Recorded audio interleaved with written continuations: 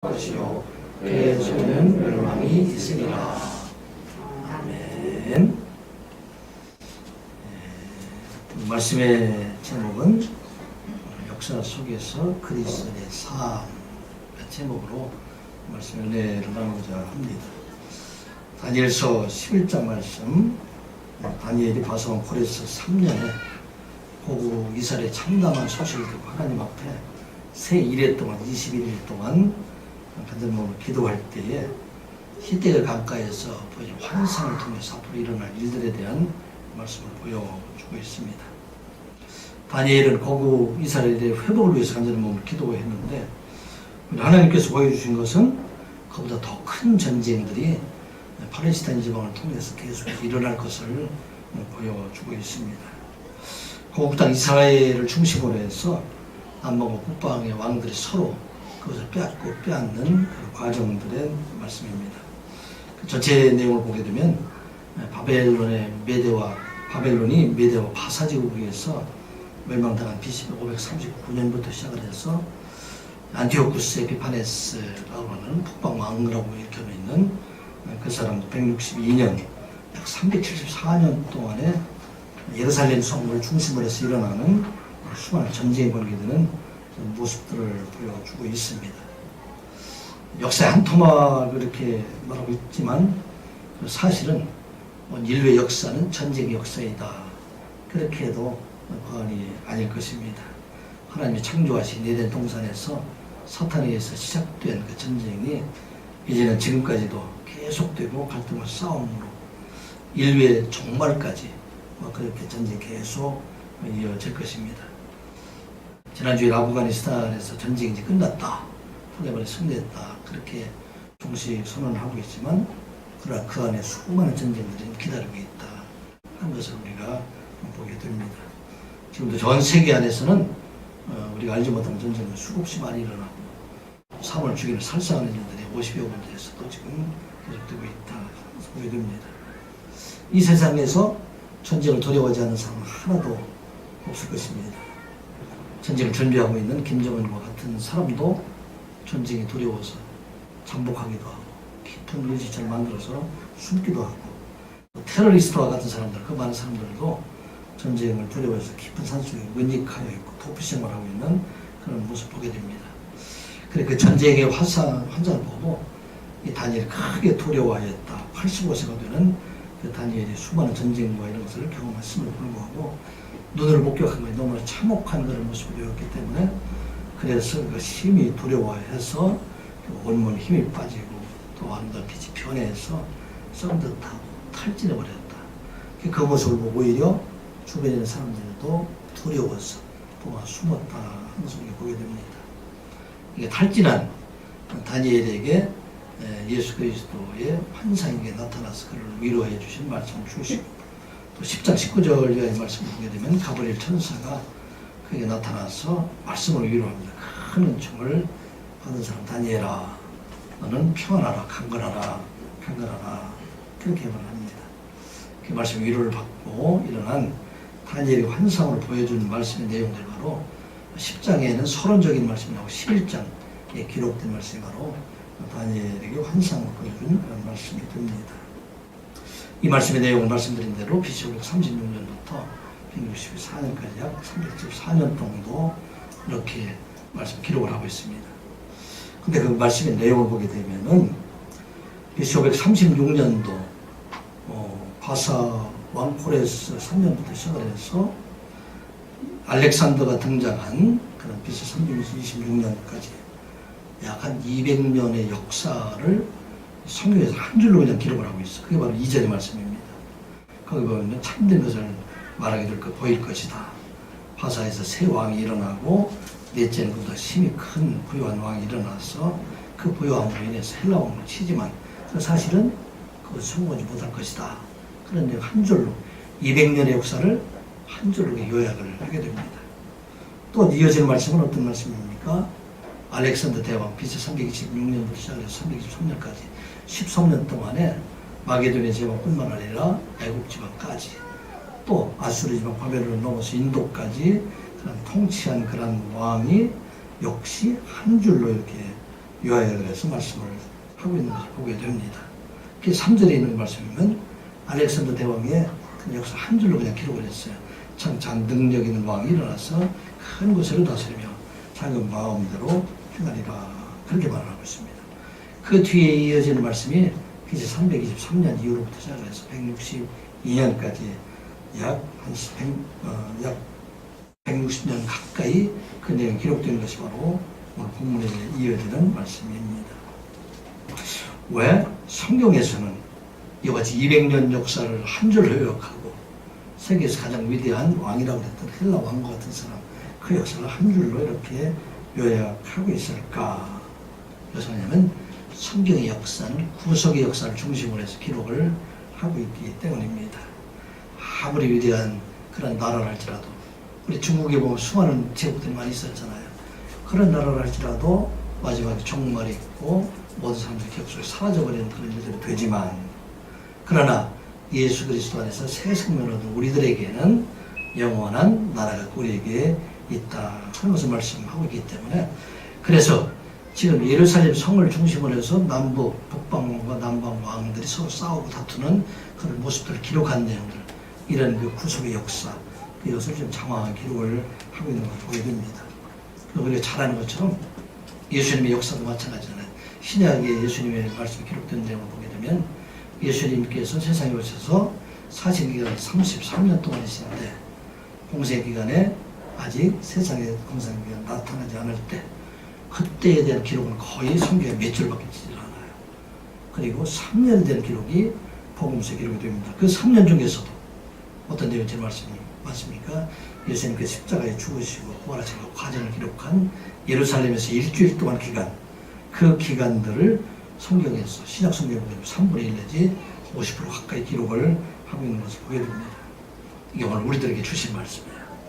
하나님의 백성들, 성도들을 하나님의 귀히 여기신 하나님이시고, 이 세상의 역사 가운데서 그 생명을 지켜주신 하나님이시다 하는 것을 말씀하고 있습니다. 그러므로 우리 성도들이 자랑해야 할 것은 세상의 역사 가운데 우리가 뛰어난 사람이 되었다 하는 것을 자랑하는 것이 아니라 예수 그리스도 안에서 새 생명을 얻은 자로 살아가는 것, 생명을 얻은 자로 살아가는 것, 이것이 바로 오늘 우리가 자랑해야 할 것이다 하는 것을 말씀하고 있습니다.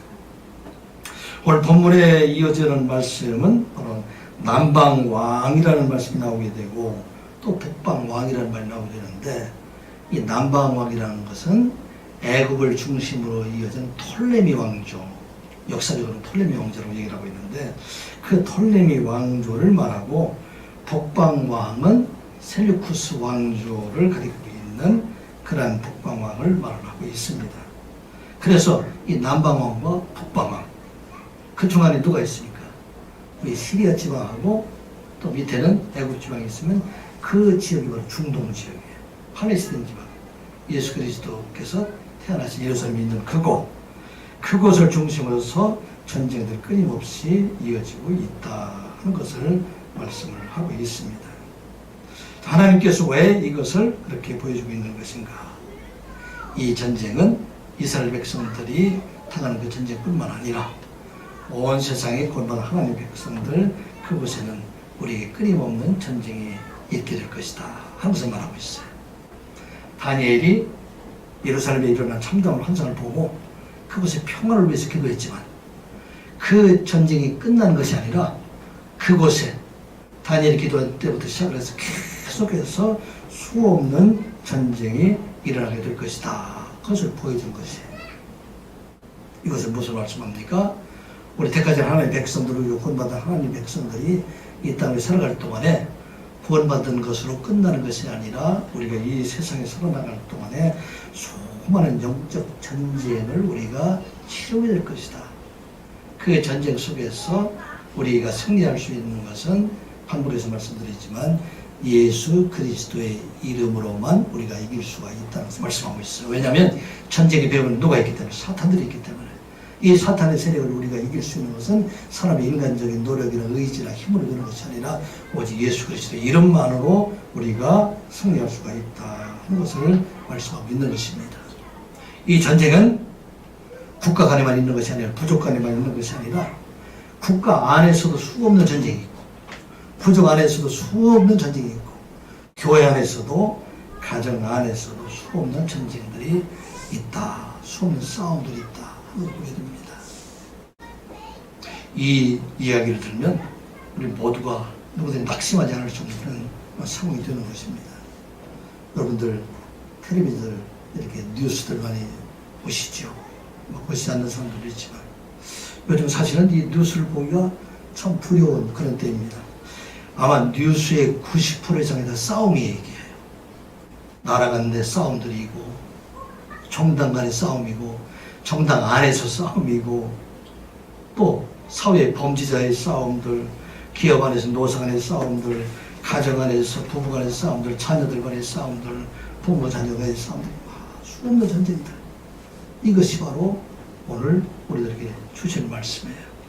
이 전쟁 속에서 우리가 어떻게 살아야 될 것인가. 오늘 다니엘이 주신 말씀이 바로 그 말씀입니다. 그래서 이 속에서 우리 구원받은 하나님의 백성으로 살아가야 할 것을 말씀하고 있습니다. 참으로 이 땅에 살아갈 동안에 우리가 믿음을 지키지 않으면 누구든지 다 낙심하고 넘어질 수밖에 없는 그런 세상에 우리가 살아가고 있다 하는 것을 보게 됩니다. 모든 사람들이 배신하고 싸우는 이때에 지난 주간에 세상의 역사 가운데 하나님의 형상으로 창조되었던 사람들은 서로 싸움을 우리를 받지 못하지만 백구와 할머니의 사랑 이야기로 우리의 마음을 이렇게 뜨겁게 했던 그런 일이 지난주에 있었습니다. 여러분들 아마 뉴스를 통해서 이렇게 보셨지만 지난달 홍성에서 일어났던 일이죠. 실종된 지 40시간이 지난 93세의 할머니가 극적으로 구출된 그런 사건들이 있었습니다. 지난달 8월 25일 날 반려견인 백구와 함께 집을 나간 할머니가 연락이 끊겼어요.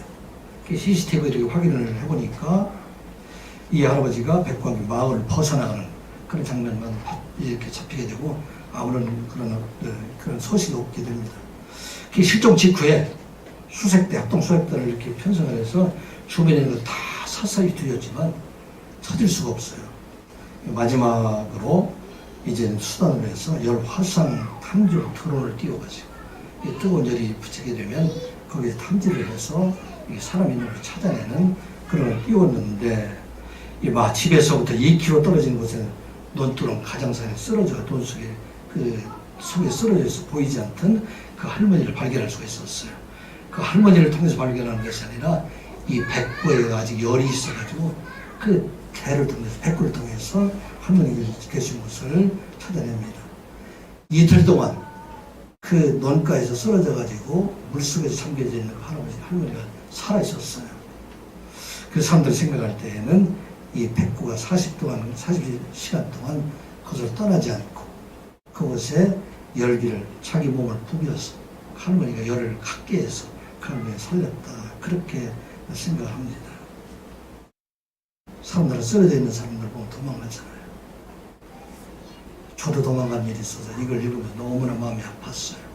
사람들은 다 이렇게 자기가 관계없으면 도망가버리지만 이 짐승 백구는 40시간이나 그 할머니 곁을 떠나지 않고 지켜서 생명을 살리겠다 이것을 말합니다.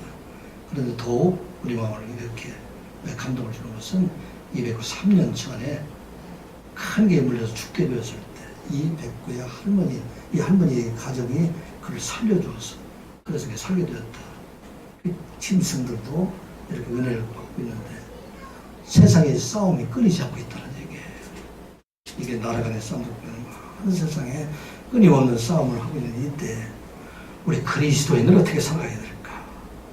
다니엘서 주신 말씀, 이게 바로 그리스도에게 주신 말씀입니다. 세상의 싸움을 일으키는 사탄이다. 이 사탄이라는 것은 원래 원어로 보면 디아볼로스라는 얘기가 되는데 이것은 비방하는 자이다, 다투는 자이다, 그래서 싸우는 자이다, 그런 의미가 됩니다. 그래서 이 세상에서 사탄에 의해서 싸우는 이것을 우리는 어떻게 살아야 될까? 여러분들은 싸움을 일으키는 자입니까? 싸움을 말리고 화평하게 하는 자입니까? 오늘 시간 예배한 우리 모두는 싸움을 말리는 자, 화평하는 자라 저는 믿습니다. 그런 삶을 살아가는 여러분들이라 믿습니다. 오늘 우리에게 주신 말씀, 예수님께서 말씀하셨잖아요. 화평하게 하는 자는 복이 있나니 그들이 하나님의 아들이라 일컬음을 얻을 것이며. 아멘.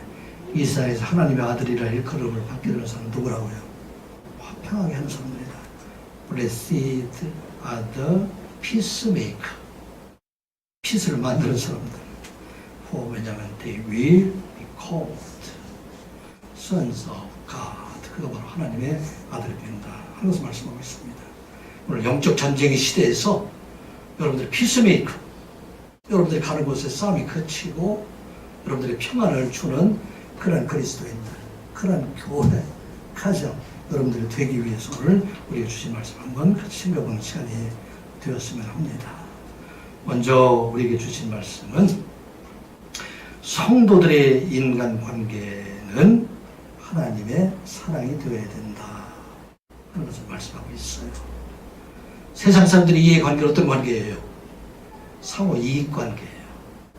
서로 이익이 되면 그게 더 끈끈해지다가 별로 이익이 없어지면 점차 멀어져 버리고, 또 이익관계를 가지고 있다가 다른 어떤 사람이 더 큰 이익을 준다고 하면 관계를 끊고 그 사람과 관계를 맺어버려요. 이게 바로 세상의 관계들이에요. 그곳에는 싸움이 있을 수밖에 없는 거예요. 서로 이익을 누구 중심으로 생각하고 있기 때문에. 상대방 중심이 내 중심이니까. 내가 이익이 없으면 직장도 바꿔버리고, 또 내가 이익이 되면 결혼했다고 사람도 바꿔버리는 그런 게 얼마나 많이 있어요. 오늘 우리에게 주신 말씀, 우리 성도들의 인과의 관계는 무엇이든 하나님의 사랑이 되어야 된다 하는 것을 우리에게 주신 말씀입니다. 자, 5절 말씀, 6절 말씀 같이 한번 보겠습니다. 남방의 왕들은 강할 것이나 그 군주들 중 하나는 그보다 강하여 권세를 펼치리니 그의 권세가 심히 클 것이요 몇 해 후에 그들이 서로 단합하리니 곧 남방 왕의 딸이 북방 왕에게 가서 거칠하리라. 그러나 그 공주의 힘이 쇠하고 그 왕은 서지도 못하며 권세가 없어질 뿐 아니라 그 공주와 그를 데리고 온 자와 그를 낳은 자와 그때 도와주는 자가 다 버림을 아니라. 아멘. 이게 무슨 말일까? 여러분들 이해가 잘 안 되죠. 이걸 우리가 설명드리면, 알렉산더가 죽고 난 다음에 그 통치하던 헬라 제국은 4개의 나라로 나눠지게 됩니다. 우리가 아는 것처럼 셀류쿠스 왕조가 시리아를 중심으로 있고, 그 다음에 카산도 왕조가 지금 그리스 지방을 중심으로 있고, 위시마쿠스 왕조, 이 왕조가 나중에 셀류쿠스 왕조에 함께 통합이 되어버려. 시리아 중심으로. 그걸 여기서 뭐라고 하냐면 북방왕이다, 북쪽에 있는 왕이다, 그렇게 말하고 있습니다. 그리고 애국에 있는 톨레미 왕조, 그래서 남방왕이다. 애국과 시리아 지금으로 얘기하면 그게 서로 나눠졌다는 얘기죠. 근데 이 셀류쿠스 왕조가 처음에는 힘이 없는 그런 왕조였었어요. 제일 약했던 왕조인데 그가 도망을 가. 어디로 도망가냐면 톨레미 왕조로 도망을 가요. 이집트로 도망가다가 나중에 톨레미 왕조의 도움을 받고 그가 다시 이제는 세력을 회복한 후에 그 위에 올라가서 나머지 왕조를 다 통합해서 한 왕조를 만들어요. 그게 바로 셀류쿠스 왕조예요. 지금은 시리아 쪽은 되죠. 그래서 서로 싸움을, 자기를 도와준 톨레미 왕조, 애굽에 있는 곳에서 싸우다가, 그래서 나중에 이쪽에 있는 톨레미 왕조, 지금 애굽이죠. 톨레미 왕조 2세가 서로 싸우지 말자, 이제 화해하자, 그런 의미로 자기의 딸, 지금 누구냐면 베레니스라는 딸을 톨레미 왕조의 톨레미 2세, 안티오쿠스 2세와 정략적으로 결혼하게, 셀류쿠스 왕조의 안티오쿠스 2세와 결혼하게 됩니다. 그런데 당시에 이 안티오쿠스 2세에게는 라오디스라는 그런 여인이 왕후가 있었어요. 이혼을 하고 다시 베레니스와 결혼하게 됩니다. 그런데 어떤 일이 일어납니까? 톨레미 2세가 얼마 뒤에 죽게 되니까 안티오쿠스 2세가 자기가 결혼했던 그 사람 대신에 원래 있던 라오디스라는 왕을 복귀를 시키게 됩니다. 복귀를 되니까 이 라오디스라는 전에 있던 그 부인은 원래 표독하고 독살스러운 사람이었기 때문에 너무 화가 나서 분을 참지 못하고 자기를 버렸던 안티오코스 2세를 독살을 하고, 그리고 그와 결혼했던 토레미 왕조의 딸을 죽이게 됩니다. 그의 아들도 죽이고 함께 있던 사람들 다 죽여버리게 됩니다. 그리고 자기 아들이었던 셀루쿠스 2세를 왕으로 세워서 숙종하게 되는 일들, 이렇게 기록이 되어 있습니다. 자, 역사 학자들이 생각할 때 이건 역사에 일어나는 일들을 그대로 지금 기록을 한 거예요. 여기 보면 5절과 6절에 있는 말씀들. 사람들이 생각할 때 어떻게 이렇게 300년 후에 일어날 일들을 이렇게 정확하게 기록을 하고 할 수 있을까? 이것은 그 뒤에 다니엘의 이름을 빌려서 누군가 이것을 기록했을 것이다. 그렇게 생각하는 사람들도 있습니다. 그러나 오늘 분명하게 다니엘을 통해서 하신 말씀은 하나님께서 인류의 역사를 다 주관해 주시고 과거의 역사뿐만 아니라 미래의 역사를 다 주관하시고 그 가운데 택하신 백성들을 구원을 이루어 가신 하나님이시다 하는 것을 우리에게 알려주신 말씀입니다. 그래서 오늘 이 본문에서 지금 5절 6절에서 말씀 보게 되면 두 사람의 관계가 무엇을 위해서, 이익을 위해서 서로 정략적인 결혼을 하잖아요. 이 깨어지게 되니까 서로 깨트려버리고 이를 위해서 수많은 어려움들이 이게 있는 것을 본다는 것입니다. 세상의 모든 그런 관계의 대부분이 다 이기주의적으로 서로 계약이 이루어지고 관계가 이루어지고 있기 때문에 이것이 깨어지는 일들은 너무나 많이 있다 하는 것을 말씀하고 있어요. 대표적인 건 국가 간의 외교 간의 관계도 마찬가지예요. 정당 내에 있는 사람들도 다 마찬가지로. 그래서 이 정당 간의 관계들도 사람과의 관계들도 새로운 이익을 위해서 서로 바꿔버리는 그런 일들이 있다 하는 것을 말씀하고 있습니다. 오늘 우리에게 주신 말씀, 그럼 우리 세상은 어떻게 살아야 될까? 사실은 예수님의 제자들도 처음의 관계는 예수님과의 관계가 복음의 관계, 하나님 아들과 또 하나님 백성의 관계라기보다는 서로 이익관계인 그런 사람들이었어요. 예수 그리스도를 통해서 그 지역을 회복하고 그 다음에 그를 통해서 자기들 것을 세우는 일들, 이런 일들이 그들의 마음속에 있었기 때문에 서로 관계를 통해서 높은 자리에 올려고 했던 것을 보게 됩니다. 이 관계가 서로 다투고 싸우고 있던 그런 일들이 예수님께서 십자가를 지시기 위해서 예루살렘에 올라가실 때 마치 내게 폭발되게 되는 걸 보지 않습니까? 야고보와 요한이 예수님께서 예루살렘에 올라가시는 그때 만일에 영광을 얻게 되면 우리 형제 중 한 사람은 주님의 우편에 앉게 하시고 한 사람은 좌편에 앉게 주십시오. 그렇게 됐을 때 제자들은 어떻게 했어요? 그렇게 하라고 했나요? 왜냐하면 그들의 관계도 자기들 몸만에 더 높은 자리에 올라가고 싶고 권세를 고자하는 것이 그들의 생각이었기 때문에 예수님과의 관계, 그런 관계를 가지고 있었기 때문에. 그래서 보니까 마가복음 10장 41절 말씀 보면 열제자가 듣고 야고보와 요한에 대하여 화를 내거늘. 왜 화를 냅니까? 그 자리가 내 자리인데 서로 다투고 싸우게 되는 것을 보게 됩니다. 베드로와 열정이 있던 사람, 그 베드로도 사실은 처음 예수님과의 관계를 보게 되면은 예수님의 제자로의 관계를 보든 오히려 예수님을 통해서 무엇인가 얻고자 하는 그런 관계를 가졌던 우리가 잘 알게 됩니다. 가이사랴 빌립보 지방에서 베드로가 주는 그리스도시요 살아계신 하나님의 아들이니이다 고백하고 그를 칭찬하고 그 뒤에 하신 말씀이 무엇입니까? 이 일을 이루기 위해서 내가 이제 예루살렘에 올라가서 장로들과 대제사장들과 많은 고난을 당하고 죽임을 당하고 사흘 만에 내가 다시 살아나리라. 그때 베드로는 어떻게 합니까? 마가복음 10장 41절, 10장 마태복음 16장 22절의 말씀 보면 베드로가 예수를 붙잡고 항변하여 이르되 주여 그리 마옵소서 이 일이 결코 죽게 미치지 아니하리이다. 영어 성경을 보고 어떻게 기록이 되냐면 Peter took him aside. 베드로가 예수님을 한 곁으로 밀어붙였다는 얘기예요. 밀어붙이고 이렇게 항변했다는 게 그런 의미입니다. 그리고 began to rebuke him. rebuke라는 것은 꾸짖었다는 얘기예요. 누가 누구를 꾸짖어요? 베드로가 예수님을 꾸짖었습니다. 왜? 우리가 우리와 제자들이 지금 어떻게 당신을 따라왔습니까? 배와 그물도 다 버리고 부모도 다 버리고 이렇게 당신을 위해서 따라왔는데 당신만을 바라보고 있었는데 이 당신이 죽어버린다면 우리는 무엇이 됩니까? 결코 그렇게 할 수가 없습니다. 왜 그런 일이 있습니까? 서로의 관계가 이익의 관계, 그런 관계로 맺어져 있기 때문입니다. 그래서 마지막에 예수님께서 너희들이 다 나를 버리리라 그렇게 말했을 때도 베드로는 말합니다. 베드로가 이르되 내가 주와 함께 죽을지언정 주를 부인하지 않겠나이다 하고 모든 제자도 그와 같이 말하니라. 베드로 거짓말했을까요? 진심으로 버리지 않고 따르기를 원했습니다. 왜? 그를 통해서 이 세상에서 자기들이 원하는 것을 이루기를 원했다는 것입니다.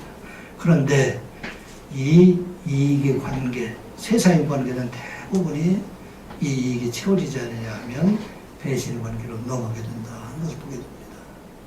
베드로도 그렇게 하지 않았습니까? 예수님 십자가에 죽기를 그런 상황에서 나중에 주님을 모른다고 3번이나 부인하게 되는 그런 모습을 보게 됩니다. 이 3번이나 부인한 그 베드로에게 사랑의 관계를 맺어주는 것이 바로 예수님께서 그를 다시 부르시는 것을 보게 됩니다. 예수님을 3번이나 부인하고 다시 옛날에 고기잡이로 돌아간 그 베드로에게 예수님께서 찾아와서 새로운 관계를 그와 함께 맺어주시게 됩니다. 밤새도록 고기를 잡았지만 잡지 못한 그 베드로에게 배 오른편에 그물을 던져라. 그물을 던져보니 고기가 153마리가 잡혔다.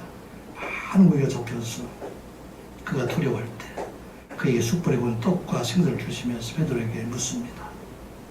요한의 아들 시몬아, 내가 이 사람들보다 이것들보다 세상보다 나를 더 사랑하느냐? 그 사람이 아가페의 사랑을 묻고 있어요. 내가 너를 사랑한 것처럼 앞으로 내가 십자가에서 죽으신 그것을 깨닫게 되면 그 사랑으로 너희들이 사랑할 수 있겠느냐? 베드로는 아가페의 사랑을 묻는 그에게 아가페의 사랑 대답을 못해요. 내가 필로의 사랑으로 사랑합니다.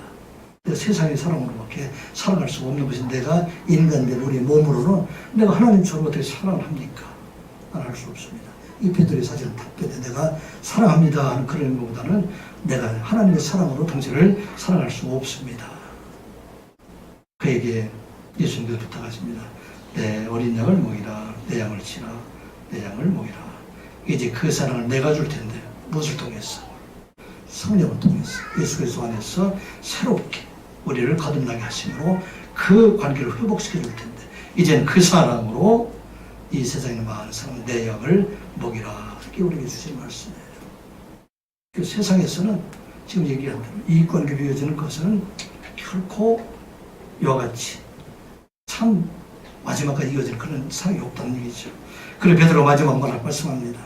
베드로전서 4장 8절 7절의 말씀 보면 만물의 마지막이 가까이 왔으니 그러므로 너희는 정신을 차리고 근신하여 기도하라. 무엇보다도 뜨겁게 서로 사랑할지니 사랑은 허다한 죄를 돕느니라. 아멘. 마지막 베드로가 준 말씀입니다. 그래서 이제는 서로 뜨겁게 사랑하게 될 때 모든 관계를 회복시켜 줄 수 있고 허다한 죄, 다툼과 싸움을 이것을 덮을 수 있는 것, 이것이 바로 사랑이다. 그것을 말씀을 하고 있습니다. 세상에서는 싸움이 끝날 수가 없어요. 왜냐하면 모든 사람들이 이익관계로 구성이 되어 있기 때문에. 그런데 그리스도 안에서 사랑의 우리가 이제는 전쟁이 끝날 수 있는 것, 우리가 평안할 수 있는 것은 우리의 관계가 그리스도 안에서 사랑의 관계로 세워지게 될 때 그것이 바로 우리가 주신 하나님의 나라, 천국이 된다. 그 말씀입니다. 참으로 어려운 일이지만 우리가 날마다 하나님 앞에 간구하게 될 때, 구하게 될 때 우리는 새로운 관계, 예전에 이익 관계가 아니라 사랑의 관계로, 하나님의 사랑의 관계로 그 과정을 회복시켜 갈 수 있다는 것입니다. 알렉산더와 같은 대왕의 그 기록도 한 줄로밖에 끝나지 않지만 그러나 사랑의 관계에 있는 우리는 영원 하나님의 나라에서 하나님과 영원히 살도록 우리를 부르신다 하는 걸 우리가 기억하고 이 땅을 살아갈 동안에 하나님의 모든 성도들은 전쟁의 시대에서 사랑으로 천국의 삶을 살아가는 여러분들 되시기를 주님의 이름으로 축복합니다. 우리에게 주신 말씀, 이제 구속의 역사를 살아가는 성도들은 하나님의 사랑으로 관계를 새롭게 하고, 또 한 가지 우리에게 주신 것은 구속의 역사를 살아가는 성도들은 복수의 고리를 끊어버리고 생명의 길을 세워가는 자가 되어야 된다 하는 것을 말씀하고 있어요. 세상에 이익관계로 세워지는 모든 관계는 항상 서로가 복수라는 것이 이어지게 됩니다. 원망은 또 다른 원망을, 섭섭함은 또 다른 섭섭함을, 미움은 또 다른 미움을, 싸움은 또 다른 그런 싸움을 일으키게 된다 하는 것입니다. 그러나 우리가 하나님 앞에 새로운 관계들을 질 때 우리 생명의 길로, 죽은 길을 생명의 길로 인도하게 한다 하는 것을 말하고 있어요. 오늘 7절부터 이어지는 말씀이 참 우리가 이해하기 어려운 말씀으로 계속 반복되고 있어요. 자, 7절부터 한번 같이 보겠습니다. 7절, 8절, 9절만 봅니다. 그러나 그 공주의 본 족속에서 난 자 중 한 사람이 왕위를 이어 권세를 받아 북방왕의 군대를 치러 와서 그의 성에 들어가서 그들을 쳐서 이기고 그 신들과 부어 만든 우상들과 은과 금의 아름다운 것을 다 노력하여 애국으로 가져갈 것이요 몇 해 동안은 그가 북방왕을 치지 아니하리라. 북방왕이 남방왕의 왕국으로 쳐들어갈 것이나 자기 본국으로 물러가리라. 이 뒤에 말씀을 좀 나중에 다시 읽겠습니다. 자, 톨레미 왕조와 셀루쿠스 왕조가 정략적인 결혼으로 서로 화합했는데 이것이 깨지면서 그들의 치열한 복수전이 이제 벌어질 것이다. 그게 바로 뒤에 있는 말씀들이 이어지는 말씀입니다. 톨레미 왕조의 딸이었던 베레니스가 살해되자 톨레미 2세의 아들 톨레미 3세, 그 이름이 유에르 게네스라는 사람이 이제 그가 왕이 되어서 대대적으로 셀루쿠스 북방왕, 그것이 복수전을 치를 것을 말을 하고 있습니다. 그래서 톨레미 3세는 셀루쿠스 2세를 쳐서 북쪽에 쳐들어가서 대수군을 걷게 되는 그런 말씀이 바로 7절, 8절에 있는 말씀이 됩니다. 그래서 그곳에 대수군을 거두어서 전에 페르시아 때에 애굽에 쳐들어와서 바사왕이죠. 그때 가져갔던 우상을 포함해서 그곳에 있는 많은 금온 보화들을 다 가지고 돌아올 것이다. 그래 부어 만든 우상들과 은과 금과 아름다운 것을 다 노력하여 애굽으로 가져갈 것이다. 그렇게 말합니다. 자, 그럼 전쟁이 끝났을까요? 이겼으니까. 남방왕이 이겼으니까 전쟁이 끝났을까요? 전쟁이 또 다른 전쟁을 불어일으키고 있다는 것입니다. 이 복수의 고리가 계속되어서 크게 패했던 셀루쿠스 2세는 다시 톨레미 왕조를 치러했지만 성공을 하지 못해요. 그뒤에 보면은 구절에 보면 북방왕이 남방왕의 왕국으로 쳐들어갈 것이나 자기 본국으로 돌아갈 것이다. 그래서 크게 성공을 못합니다. 그런데 그 뒤를 이어서 그의 아들들이 10절에 있는 말씀 보게 되면은 다시 복수를 대대적으로 지금 세워가는 그런 모습들을 보게 됩니다. 그래서 셀루쿠스 2세의 아들이었던 사람 중에서 대표적인 사람이 안티오쿠스 3세라는 사람이 나타나게 돼요. 그래서 자기 형을 살해하고 톨레미 왕국으로 그가 진결하게 됩니다. 10절에서 보게 되면은 그 아들들이 전쟁을 준비하고 12만의 군대를 모아서 물이 넘치고 나올 것이다. 견고한 성읍을 물리치게 될 것이다. 그래서 이번에 누가 이겼느냐? 북쪽에 있는 안티오쿠스 3세가 이겼어요. 그럼 이제 전쟁이 끝날까요? 전쟁이 또 이어지게 된다는 얘기예요.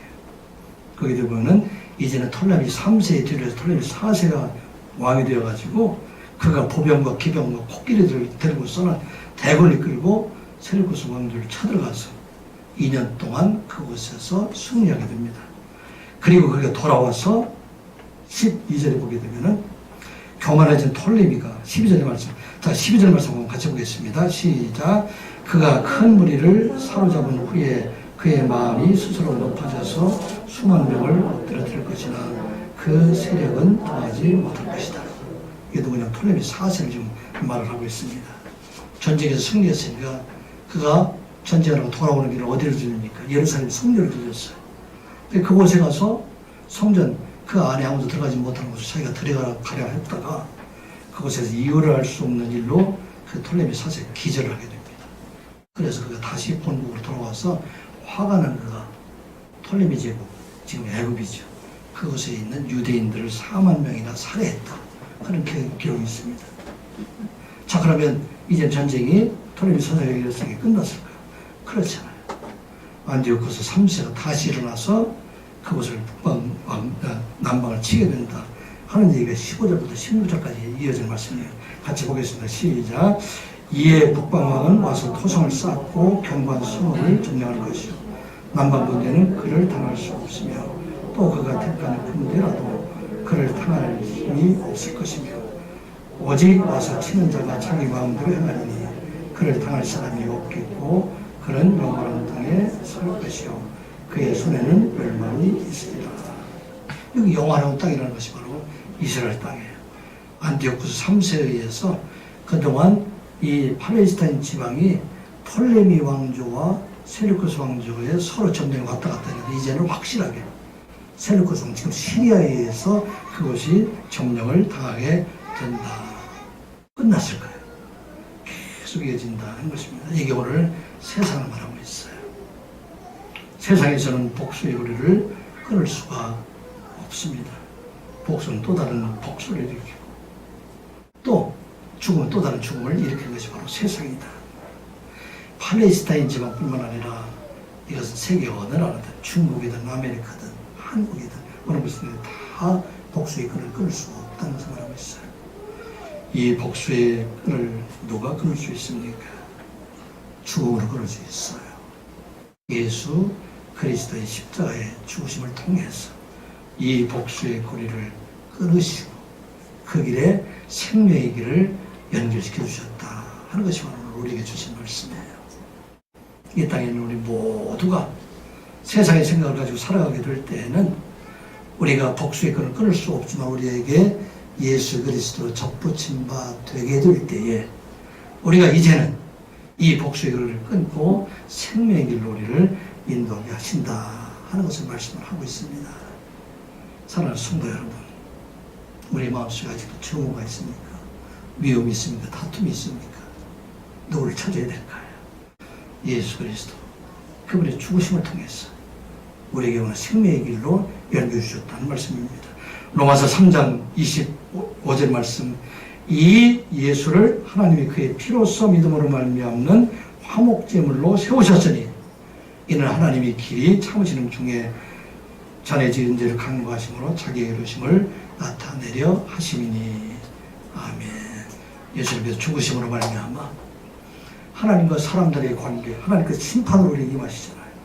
그 심판의 고리를 끊으신 분이 바로 예수 그리스도의 죽으심이다.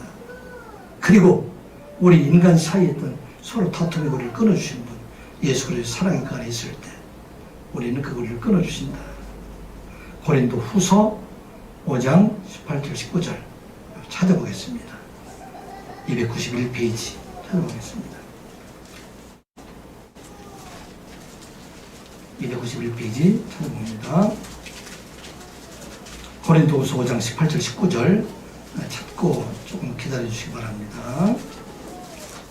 5장 18절 19절 291페이지 있습니다. 시작. 모든 것이 하나님께로서 났으며 그가 그리스도로 말미암아 우리를 자기와 화목하게 하시고 또 우리에게 화목하게 하는 직분을 주셨으니. 아멘. 여기까지 보면 그리스도로 말미암아 우리를 자기는 누구예요? 하나님이에요. 화목하게 해줬어요. 어떻게 화목됐습니까? 예수 그리스도가 우리의 죄를 대속하여 죽으심으로 말미암아 우리는 이제 죄 없다 의롭다함을 얻게 되었다. 그래서 우리는 이제 하나님과의 관계가 복수의 관계. 복수는 하나님 심판하시잖아요. 죄지고 심판하시는데 그 관계가 끊어졌다는 얘기예요. 그리고 이제는 우리에게 또 무엇을 주셨느냐? 세상에서 성도들에게는 화목의 직분을 주셨다. 19절 말씀 같이 봅니다. 시작. 곧 하나님께서 그리스도 안에 계시사 세상을 자기와 화목하게 하시며 그들의 죄를 그들에게 돌리지 아니하시고 화목하게 하는 말씀을 우리에게 부탁하셨느니라. 아멘. 지금도 중동 지역의 전쟁이 끝나지 않았어요. 온 세상의 전쟁이 끝나지 않았어요. 왜? 그리스도가 없기 때문에. 우리를 화목하게 하시는 분 예수 그리스도께서 이제는 우리에게 화목하게 하실 뿐만 화목의 직분을 주셨다. 어떻게 일을 할 수가 있습니까? 누가? 고린도서 5장 17절 같이 보겠습니다. 5장 17절 고린도서 5장 17절 시작. 그런즉 누구든지 그리스도 안에 있으면 새로운 피조물이라. 이전 것은 지나갔으니 보라 새 것이 되었도다. 누구든지 그리스도 안에 있으면 누가 된다? 새로운 피조물이 된다. 이제는 복수의 고리를 연결시키는 사람이 아니라 이제는 생명의 길로 인도하는 그런 삶을 살아가게. 왜? 우리 안에 있는 성령으로 일을 이루어가게 할 수 있다 하는 것을 말씀하고 있습니다. 사랑하는 성도 여러분, 여러분들 마음속에 지금 무엇이 일어나고 있어요? 예수 그리스도의 성령으로 살아가는 여러분이 되게 될 때 세상에 미워하던 자들이 그들이 사랑의 사람, 정화하던 자들에게 용서가 있게 된다 하는 것을 말씀하고 있습니다. 누가 이런 일을 했어요? 예수님의 제자들이 다 이런 일을 했어요. 원세의 선교사들이 다 이런 일을 했어요. 사도 바울이 가는 곳마다 많은 어려움을 당하고 고난을 당하고 그에게 채찍을 맞았다 할지라도 그들에게 복수하지 않잖아요. 무엇을 사랑을 줍니다. 생명을 줍니다. 그들이 변해서 사람이 됩니다. 여러분들 잘 아는 것처럼 바이킹 족속들 그들이 어떻게 변합니까? 그들을 끌어갔던 그리스도인들, 여인들에 의해서 그들이 복수가 아니라 그들을 사랑했기 때문에 그들이 변해서 스칸디나비아 그 지역이 사실은 이 신학적으로 굉장히 유명한 그런 지역이 되게 됩니다. 왜? 복수하지 않고 그들을 사랑 주었기 때문에 이런 일들이 있었다 하는 것입니다. 오늘 우리에게 주신 말씀이에요. 전쟁의 역사 참으로 힘이 없잖아요. 저는 요즘 뉴스를 가는 거 잘 안 봐요. 너무나 싸움들이 많이 많아서 어떻게 소망을 가질 수 있어요? 우리에게 그리스도 안에서 새로운 우리가 생명을 열어갈 필요가 있다. 그런 말씀하고 있어요. 제가 몇 번 말씀드렸지만 정도 임자도에 있는 진리교회 이인재 목사님 그 가정에 대한 이야기 제가 여러 번 말씀드렸을 거예요. 정도에서 문중경 전도사님 전도를 받고 예수를 믿게 되었던 이인재 목사님 그분의 아버지 이환일 장로님에 관한 이야기입니다. 6.25 때 중도지방에서 이렇게 공산 처해있을 때 그래서 끝까지 우리가 예배를 드리기 위해서 예배를 드리다가 잡혀서 그가 목포에 있는 정치 고위소에 압송되었어요. 그곳에 갔는데 마침 다 아는 사람들이 동네 사람들이 다 그 지역 사람들 그곳에서 아는 사람 만나서 석방돼서 다시 중도로 돌아갔어요. 임자들에 들어온 이편 장로님이 다시 예배를 드렸어요. 예배를 드리다가 체포되어서 50년 10월 4일에 임자도 진리교회 48명이 모두가 다 순교를 당하게 됩니다. 근데 이판 장로님 가정 속에서 그 당시에 목표에 있던 장남 이인재만 살아났어요. 그래서 나중에 다시 10월 30날 군인들과 국군과 함께 고향에 들어갔더니 자기 아버지를 포함해서 모든 사람들이 다 죽었어요. 가족이 하나도 남지 않은 그런 상황이었습니다. 그래서 그 국군들이 원수들을 다 잡아가지고 여산 공터 처형장에 세웠어요. 이판일 장로 가족을 살해한 사람은 누굽니까? 그 지역 사람이에요. 공산당 활동했던 사람들. 그래서 그 사람을 이제 처형하도록 총을 줘서 이판일 장로에게 이인재 목사, 그 당시에 목사가 되기 전이죠.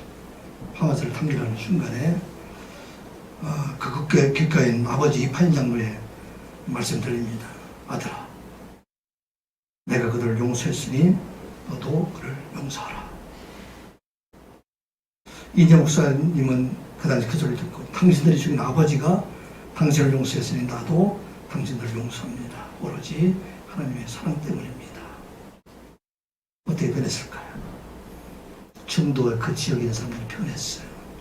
지금도 80% 이상이 그곳에 신앙인들이고 그곳에 술집도 없고 그런 걸 하는 것은 이 복수의 거리를 끊었어요. 어떻게? 죽음으로. 자기 자신을 완전히 죽였어요. 그런 것으로 끊을 수 있다 하는 것을 말하고 있습니다. 사랑하는 성도 여러분, 이 시간을 냉정해 보세요. 아직 우리의 마음속에 미움이 있습니까? 미움의 거리를 끊는 여러분들 되시기 바랍니다. 원한이 남아있어요. 원한의 거리를 끊는 여러분들 되시기 바랍니다. 정오가 있습니까? 이 정오의 거리를 끊을 수가 있어야 됩니다. 이 복수의 거리 어떻게 끊을 수가 있어요? 오직 죽음으로만 가능해요. 죽는 것은. 예수 그리스도 안에서 우리가 죽고 예수 그리스도 안에서 우리가 다시 살아날 때에 우리의 복수의 거리가 끊어지게 됩니다. 이 거리를 끊지 않는 한 가정에서 평안을 찾을 수가 없어요. 교회에서 평안을 찾을 수가 없어요. 나라에서 평안을 찾을 수가 없는 것이에요. 오늘 다니엘서 주신 말씀, 사실 그 말씀 전체적으로 보면 굉장히 복잡한 말씀 같지만 전쟁 얘기, 싸움 얘기, 이 세상의 끊임없는 싸움들이 종말까지 이어지겠다는 싸움 얘기, 싸움. 그런데 이 싸움을 어떻게 이겨내냐? 우리에게 주신 말씀, 예수의 사람이 죽게 될 때, 그럴 때 우리 새 생명 갖게 되고 그것이 바로 천국이 될 수 있다는 것입니다. 가정이 왜 지옥처럼 살고 있어요? 복수의 거리에 남아있어 그래. 생명의 길을 연결시키는 것. 그건 오직 한 길이야. 내가 죽는 것. 이게 오늘 우리에게 주신 말씀이다. 우리가 기억하고 우리 사랑하는 옆에 모든 성도들은 여러분들의 가정이 천국이 되기를 주님의 이름으로 축복합니다. 여러분들의 가정이 천국이 되기를 주님의 이름으로 축복합니다. 그래서 교회가 여러분들의 직장이 가는 곳마다 복수의 거리가 끊어지고 생명의 길로 연결되는 놀라운 역사가 일어나게 되기를 주님의 이름으로 축복합니다. 아버지 하나님, 온 세상이 전쟁의 소리로 가득 차 있습니다. 참으로 답답하고 힘든 세상에 우리가 살아가고 있습니다. 아버지 하나님, 우리가 주고받는 이익의 관계로 우리 관계를 맺어질 것이 아니라 모든 것을 주시는 하나님의 사랑의 관계가 이어지게 하여 주시옵소서. 원한에 관한 모든 복수의 거리가 끊어지게 하여 주시고 우리가 죽음으로 인해서 생명의 길이 가정에 열리게 하여 주시옵소서. 생명의 길이 교회에 열리게 하여 주시고 저희들이 가는 곳마다 열리게 하여 주시옵소서. 이 나라를 긍휼하게 하여 주시옵소서. 이 나라의 복수의 거리가 끊어지게 하여 주시옵소서. 생명의 길이 연결되는 나라와 민족이 되게 하여 주시옵소서.